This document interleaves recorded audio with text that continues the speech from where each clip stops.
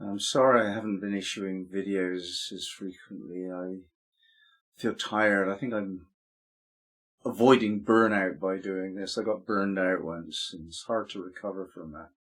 So I've been working on the Sabian Mysteries project in a crazy way. I've been getting up at 4 in the morning and so on for a long time to do this work, and it's just got me down after about 10 years of doing this. Anyway, I've been looking at the Trinity point and the Unity point recently. Now, the concept in astrology of midpoints arises here, and you have commentators like Robert Hand, a great astrologer who was very influential in the 60s, 70s, 80s, I would say. And it's one of the central figures in Astro.com. He worked a lot on midpoints, and mainly taking the midpoints of 2 planets, but there is no reason for us only to consider 2 planets. It's a rather obscure aspect of astrology, so I don't think many people have done the kind of work that he's done, but they found it very meaningful. The midpoint between 2 planets is the point where those 2 planets merge together and operate as if one. So if you have a conjunction of 2 planets in your own horoscope, you'll kind of realize that you can't actually differentiate which of the 2 energies is operating, because for you, the 2 energies are always operating together, so you can't distinguish them and differentiate. So in a sense, the midpoint of 2 planets would be its conjunction. Now, if 3 planets were in conjunction, that would be the same as the midpoint that you can calculate of the 3 planets. So you can have midpoints of 3 planets or any number of planets, and on the level of calculation you simply convert their degrees and minutes to what's called absolute longitude, where you just start counting at 0 Aries. So the 17th degree of Taurus would be the 47th degree in the zodiac, and Pisces 23 would be 353 in absolute terms. So using these measurements, you can find the average of any number of planets. So what I'm doing with the Trinity point is finding the midpoint, the average longitude converted back into the zodiac, the midpoint of the 3 outer planets. Now my thinking goes like this, that the outer planets are only recently discovered in terms of human consciousness. We've only known about them for a very short period of time, particularly because Pluto has only been discovered not less than 100 years ago, not more than 100 years ago. And I noticed a very interesting thing, that the very first nuclear explosion that changed everything, it changed the whole of our species thinking. We started to become capable of self-destruction as a species, and that took place on the 16th of July 1945, the first explosion of an atomic bomb. And I thought, wouldn't it be interesting to look at the Trinity point of that event, when the world awakened to a new consciousness of itself. We were given a decision about what to do with the ability we have to self-destruct, basically, which began on that date. As soon as we could do nuclear bombs, then we have the possibility of destroying the whole planet. It's an awesome power. So anyway, the code name for the test itself was Trinity, and that sent shivers down my back. So I was looking for the Trinity point of the first explosion of a nuclear bomb, and the code name for the test was Trinity, something I didn't know beforehand. So that seems to be a clue, doesn't it, that it's worth studying. And here we have a very profound and fundamental wisdom that we often overlook because we look at the individual small-scale understandings for ourselves personally. But our species is going through a bit of a number at the moment. You might have imagined extinction threatens. And that really is not only climate change, it's been the nuclear question in all of my life. So to understand this is the foundation of understanding our species at the moment. And here we have that the Trinity point at the moment was exactly in the same degree as the Pluto at the moment, which is extraordinary in itself. And it was at Leo 10, early morning dew. Metamorphosis. The darkness of a cold night is symbolic of our troubles and suffering. Yet a new day always dawns, bringing its hope and fortifying the spirit. We have no choice but to engage with the trials and tribulations, yet with faith we will remember that sunrise always comes, and it brings with it a new day, a new way, potentially a feeling of optimism and joy. We can choose to focus our attention on the night's terrors or dawn's promise, and all that we become arises from this choice. Metamorphosis. What a word to associate with Pluto and atomic explosions. Metamorphosis. Our species, once a caterpillar, is now on its way to becoming a butterfly, if it chooses that. There's no evidence yet that we have chosen that, or even that we're going to choose that. But we have to try. We have to affirm the most optimistic outcome. Now, with the Trinity point, Unity point kind of polarity, the Trinity point is the midpoint of the three outer planets, and opposite that in the zodiac, so in this case we have 10 Aquarius, we have the Unity point. The Trinity point I associate with the development of our spiritual power, because we have three fundamental archetypes in operation here. Uranus, freedom. Neptune, how we make it all up, the fantasy we have, our creativity. And Pluto, that which insists that we evolve. So we're talking about fundaments here, freedom, creativity, and evolution. And we could look at those meaningfully as the three fundaments of our spiritual focus. If you're truly awakened spiritually, then you're free. You're not caught up in anything. You're detached from everything. Make up your own mind, moment by moment, Uranus wisdom. If you're spiritually developed, then your Neptune knowledge is that in any situation, you can imagine it however you imagine it. It's all made up, everything. We project onto this electromagnetic field of life possibilities our creative choice for how to interpret what life is, the meaning of life, and what we're doing right now. Pluto, evolution. That's hardly worth discussing, it's so accepted. We go through the changes in a big way and we become butterflies instead of caterpillars all of the time, actually. Some of the time it's in a big way, as in 1945 when the first bomb was dropped. So we are then put on notice. The species is going through its chrysalis phase, its metamorphosis. We were caterpillars. And if you look at world history up until 1945, you'll realize quite how reptilian our consciousness is. And you can quite legitimately argue that it still is.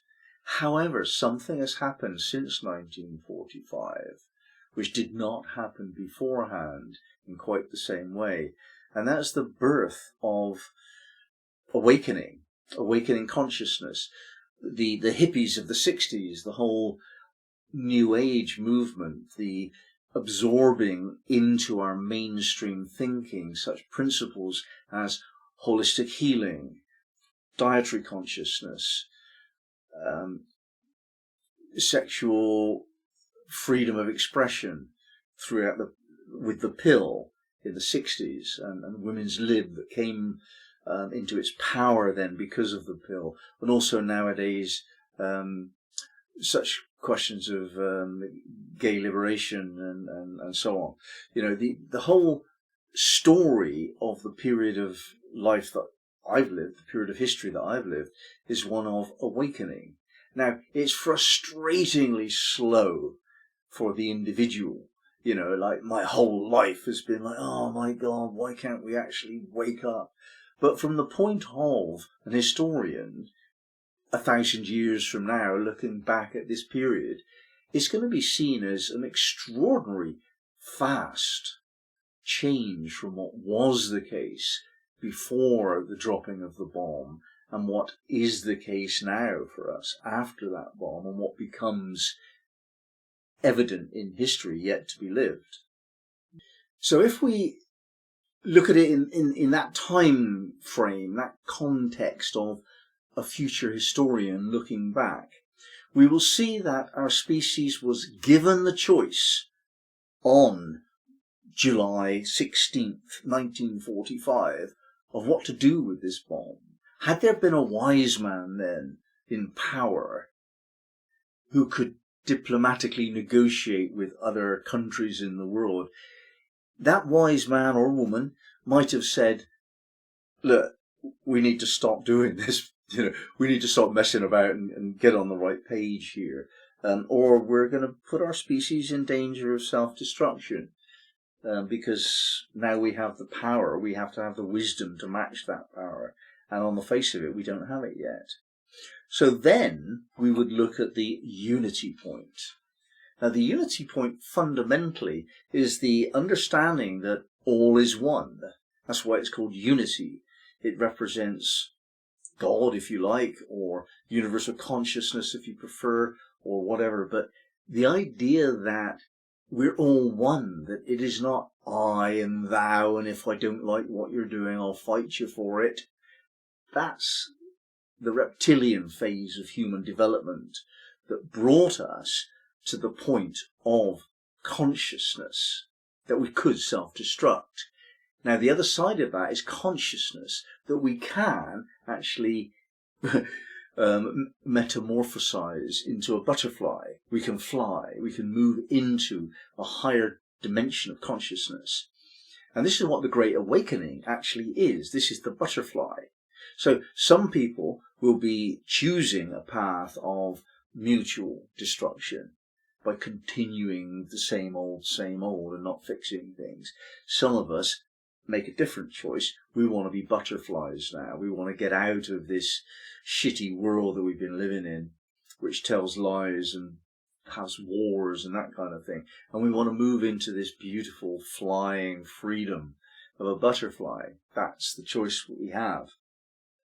And we do that by identifying ourselves as a part of unity rather than a singularity. I, James Burgess, am not you. It's just like, well, I am a part of the human species, like you. I am part of life, like everything. That's the way forward, and that comes from humility. So the teaching is that the humility, it was once suggested that the unity point should be renamed humility point. And here we have Aquarius 10, a popularity that proves ephemeral. And the description, remaining humble during moments of popularity. As we engage with archetypes and tune into their power and wisdom, we have also to find the ability to forget ourselves as people and surrender our egotism into the higher consciousness. We are not archetypes and not able to withstand the projections upon ourselves of an ideal, which is necessarily beyond human attainment. We are people, and we need to be in touch with our vulnerabilities and faults. It is important occasionally to look again at what we have become and who we really are. So on a personal level, a popularity that proves ephemeral suggests somebody who's an actor or a performer or socially acceptable and charming locally, and they understand that that only lasts for a little while, and they remain humble during their period of popularity. And if we actually apply that to our species, then it's not what we have in the current time is great wealth, freedom from risk of all manner of dangers that used to exist. And we've become arrogant about that, especially the leaders and those in power. Mostly, I would say, those people in positions of power surrender their humility in order to claim the power. And in fact, that's the reversal of what needs to happen.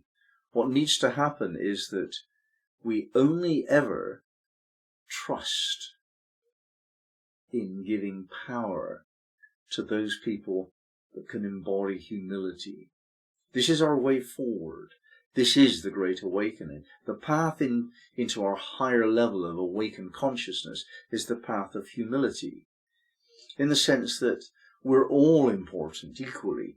Not that I have no importance. That's just nonsense. I am supremely important in my own life, but only supreme when I consider the inner world of self. I am equally important to everyone else. That's the consciousness that we have. And I have been given life, and I feel grateful on the level of humility about life itself. And you express that quality. And the leaders that we want in our world must be those who have reached that level of self-awareness, that level of spiritual attainment. These are the leaders that we need to follow. Now, we've got a singularly difficult problem to overcome with that, in that it's exactly the opposite of what a businessman is or a politician. They're not humble. They don't even support humility as a concept. They behave with arrogance. And I would like to say typically, but it's closer to universally. So, okay, maybe we need to follow spiritual teachings instead. And here we have a rather similar problem, that you don't really get humility very often, even in a spiritual teacher. So we can't, if they don't exist, we can't follow a humble leader. And so this is the choice that our species actually made back in 1945, that we would follow the arrogant people instead of the humble people. And in all fairness, there wasn't a lot of choice. Perhaps that's the reason why we've done that. But there's another way of looking at it. I mean, on a personal level, you might choose your friends differently. You might choose your employer differently. If you would not work for an arrogant boss, then bosses would stop being arrogant because they can't work without employees. If you would not attend a spiritual group where the teacher was arrogant, then they would learn humility because they wouldn't get any students if they weren't being humble. So we can influence our teachers and our leaders, our politicians and our bosses and so on. We can influence them by just making it clear that humility is the way forward. And then we have a pathway towards the unity point. And the unity point moves from time to time. It's just moved now into the 27th degree of Taurus, which is an old native woman selling beads by the roadside, a picture of humility. And this is in the moment when we're discovering the Trinity point, unity point, when we're first speaking of it, it represents a sense of humble acceptance of the simple life. And we have no choice about the fact that our lives are going to become simplified in future, less grandiose. We're going to be enjoying less wealth, because that's historically certain. The period of abundance has ended. It started around 1945 because of the arrogance of the Americans who were governing the bomb project. Actually, they took over control of the world, and for 70 years or more they've been giving everyone in the world protection with their very powerful navy so that trade can develop the wealth of the world. That's the formula that we've been living by. That's ended. Forget about it. It's finished. It's over. We're going to start getting a lot less things to play with than we've ever had before. So we need to move away from the arrogance of owning the best car in the street or having a new dress or that kind of stuff. And we need to behave like the humble people do. So you don't necessarily wear good clothes and eat the best food and have very posh things anymore. You have to give those up. Stop replacing your things with unnecessary extravagance. And humility doesn't only take that form, it takes the form of listening rather more than you speak, not interrupting when somebody else is speaking, behaving with an impeccable level of respect. And in Sufism, this idea is called adab. This is the fundament of Sufism. Just behave with respect in a way that it makes it sacred. You just treat people very well indeed, very courteously. And if they do something that you don't like, just calmly explain that you're feeling upset by that, rather than blame them for their behavior.